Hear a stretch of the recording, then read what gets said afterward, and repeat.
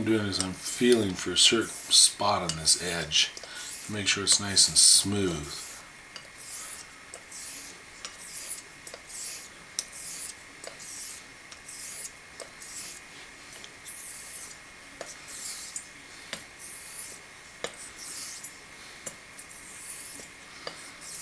And you have to understand, this stone right here is only about $35 stone. And granted, the Chaucera is kind of an expensive stone, but I could have done the exact same thing with the King sitting over there for $34 stone too. I have a King 1K sitting in the water over there, and I could have done the exact same bevel set with it. So you don't need a Chaucera, you really don't. If you're honing professionally, they're probably the best stone there is out there because they set bevels really, really fast, and they really leave a nice smooth edge. They don't really tear up the bevel. It's about as perfect as it gets. I'm just working this edge in now.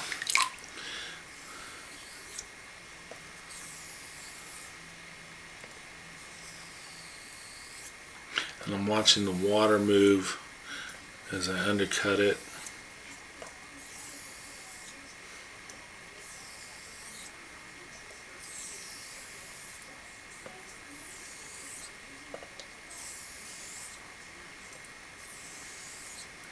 This Chinese stone, I don't know whether you can hear it or not, but it's very, very smooth. It's almost like talcum powder on there. No gritty sensation, no gritty sound at all. It really does sound a lot like an Escher or a really good Thuringian. That's why I like this particular Chinese stone. You know, that's something you really should point out anytime you're using a natural stone. It's so easy to start thinking that they're all the same, and they're just not. The other three Chinese stones that I had were nowhere near as good as this. Way, way different stones. Different feel on the face.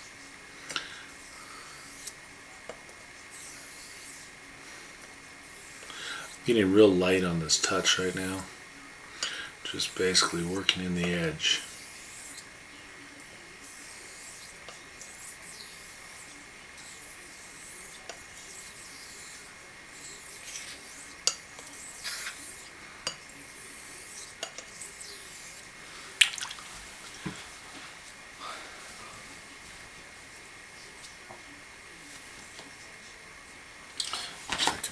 The light, make sure, but it's feeling really good.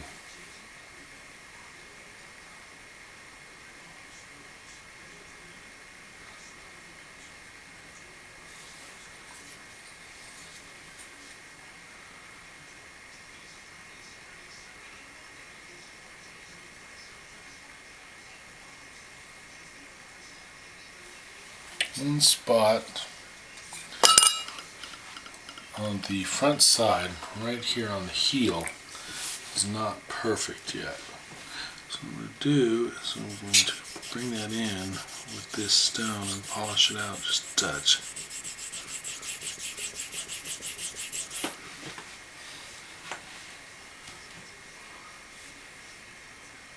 There she goes.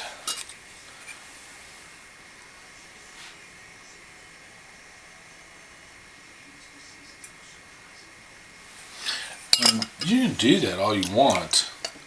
You can use the stone however you want to use the stone. You just have to make sure you even it up after you do that. Right now I just push that heel into line. And push the other side just a touch too. And what I mean by pushing it into line, you can see in the magnification when you're looking at the bevel, you can see where it's missing, where it's not even, it's not in line. It's not in line with the rest of the edge. The bevel looks one way all the way down the razor, and then look at one spot and it doesn't look right. And that's what I mean by pushing it into line. It will all line up and be nice and even if you push them that way. Gives it a nice even finish.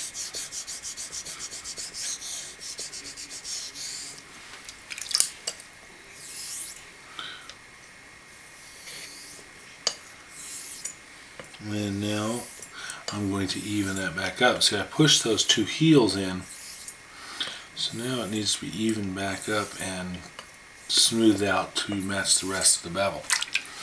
Match the rest of that edge. I'm going to smooth it up a little bit more. I'm concentrating on bringing that heel in line.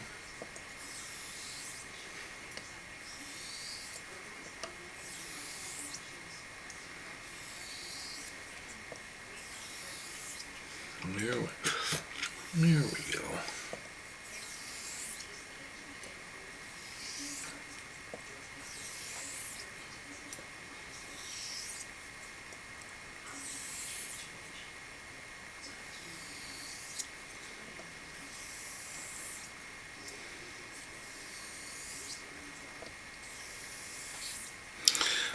One of the things we don't talk about too much, everybody always says light pressure.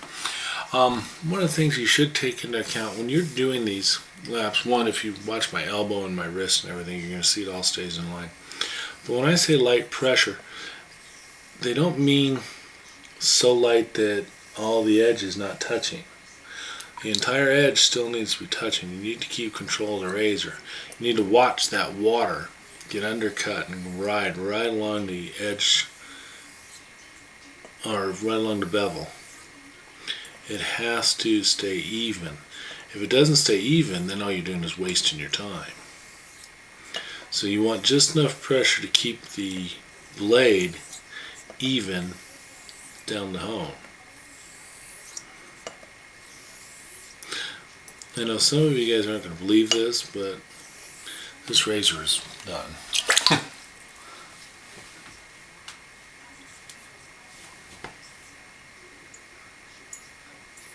Popping like crazy. Okay.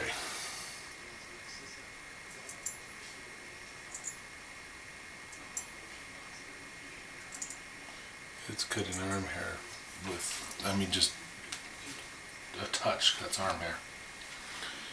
That is another one stone honing.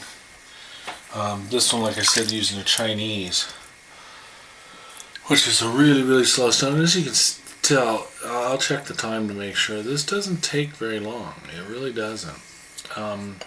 Again, this still might need some more touching up. It's like, like I said, 70-75% on the Chinese is about the hit factor.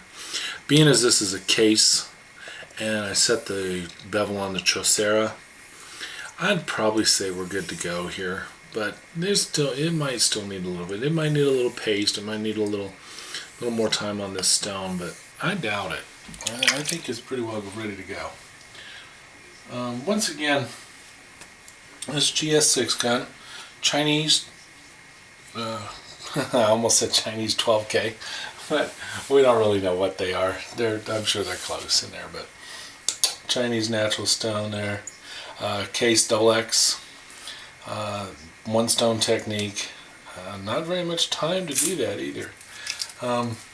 No, my normal routine right now, and I can show you. This is a Illinois 827 that's been pasted with green Chromox on one side, and it's got cerium oxide on the other. For this razor, it kind of depends on which way you want to go. I've got diamond over there. I've got Dovo black, red.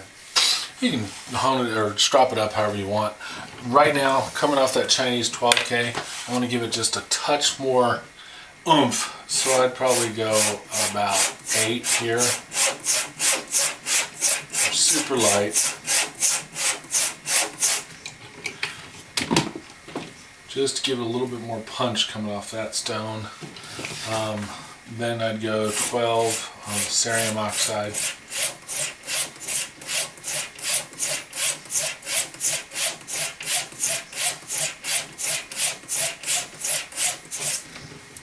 Again, super light. And that should pretty well dial it in. And then I'm not sure how well you're going to be able to see this, so I might cut this part out, but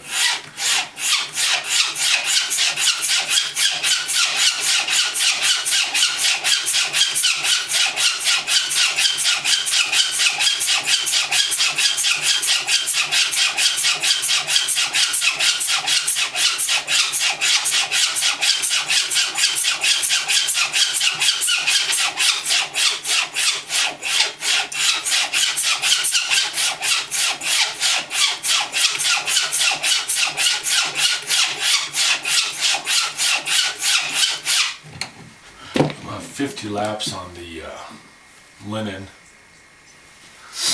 and then do about 75 to 100 laps on leather, and then test shave it.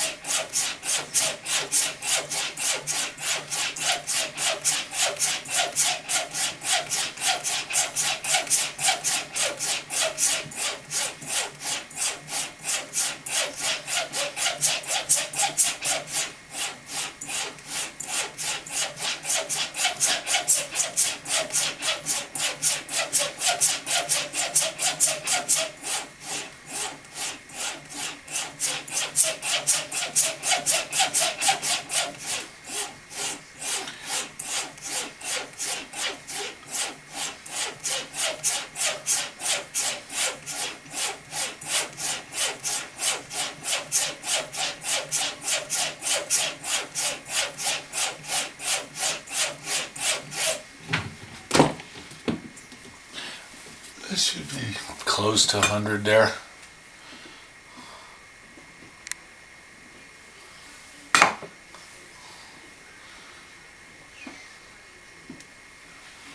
And totally not necessary, but if you notice, hanging hair is kind of a moot point with these things. And that's my wife's hair. It's super fine. That's when I test the hanging hairs, right after I get done stropping. And it should just pop it just like that. I tested about 5 different spots. And trust me, the hanging hair is neither here nor there. I know when I can pop her hair that easily, I'm really close. But don't get all hung up on that hanging hair test. I can pop my hair at 1K. Her hair takes a little bit more. Anyway, that is a case, double X, all the way through right there. From one stone honing to stropping. Hope that helped somebody out there. And I'll see you guys on the forum. Once again, this GS6 gun. See you later.